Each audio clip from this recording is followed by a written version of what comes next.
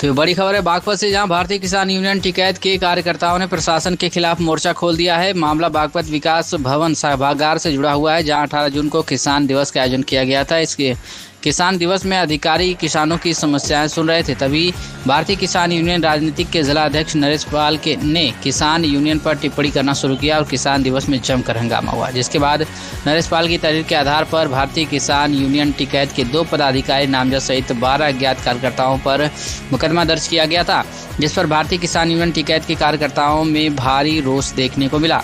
आज एक विशेष मीटिंग का आयोजन किया गया, जिसमें आगे की रणनीति पर विचार किया गया। भारतीय किसान यूनियन टिकैत के कार्यकर्ताओं की दी गई तहरीर पर पुलिस ने आज भारतीय किसान यूनियन राजनीति के जिला अध्यक्ष नरेश पाल और 3 अज्ञात पर मुकदमा दर्ज कर लिया है। वहीं भारतीय किसान यूनियन टिकैत के कार्यकर्ताओं ने मुकदमे की निष्पक्ष जांच और दोषियों पर कार्रवाई की मांग की है। बता दें तो भारतीय किसान यूनियन टिकैत के जिला अध्यक्ष ने प्रशासन पर मिलीभगत का आरोप लगाते हुए उनके कार्यकर्ताओं और पदाधिकारियों पर मुकदमे दर्ज करने का आरोप लगाया है। उन्होंने प्रदेश के मुख्यमंत्री पर भी टिप्पणी करते हुए कहा कि प्रदेश के मुख्यमंत्री ने कई तरह की यूनियन किसानों के नाम पर खड़ी कर दी है, जो अब किसानों का उत्पीड़न कर रही हैं। वहीं उन्होंने कहा कि शासन प्रशासन को होश में आकर काम करना चाहिए। अगर किसानों का कहीं पर भी उत्पीड़न होता है तो वह आंदोलन करेंगे। क्या कुछ कह रहा है प्रताप गुर्जर, भारतीय किसान यूनियन टिकैत जिला अध्यक्ष बागपत का, आप सुनिए।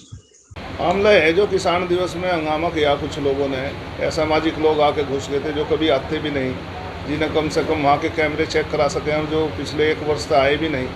और कुछ असामाजिक तत्वों को लेकर एक अपने आप को पदाधिकारी बताता है, नरेश पाल दरोगा, रिटायर्ड दरोगा है।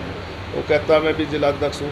हमने तो कहीं किसी मूवमेंट में उन्हें देखा नहीं, आपने भी देखा होगा तो आपको पता होगा। साल में 15-16 साल से ये किसान दिवस चल रहा है, जब तो ये संगठन भी नहीं थे।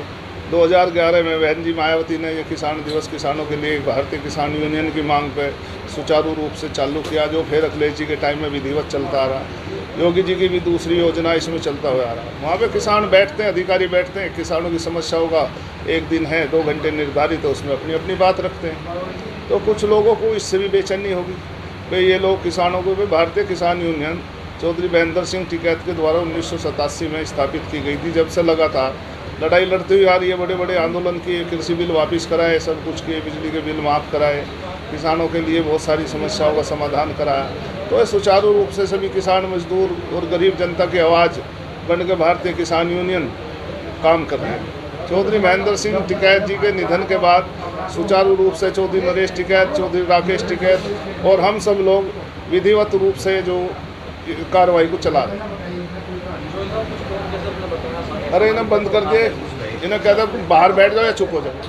जून को भारतीय किसान यूनियन के पदाधिकारी किसान दिवस में विकास भवन बागपत में किसान दिवस में शामिल हुए। उसमें कुछ असामाजिक तत्व आके घुस गए, जो कभी उनका आना जाना नहीं किसी भी उसमें, किसी संगठन के पदाधिकारी बता गए, और उन्हें वहाँ लोगों के साथ अभद्रता शुरू कर दी, बदतमीजी शुरू कर दी, गाली गलौज शुरू कर दी, कुर्सियों पे उठने बैठने पे झगड़ा शुरू कर दी, गंदी गंदी गालियाँ दे रहे। वहाँ एसडीएम बागपत बैठा, पत्रकार लोग भी बैठे थे, सारे अधिकारी, जिले के आला अधिकारी बैठे, किसान संगठनों के दूसरे लोग भी बैठे, और वहाँ ऐसा माहौल ख़राब किया जिससे किसान दिवस बंद हो जाए और किसान दिवस में बाधा पहुँचे।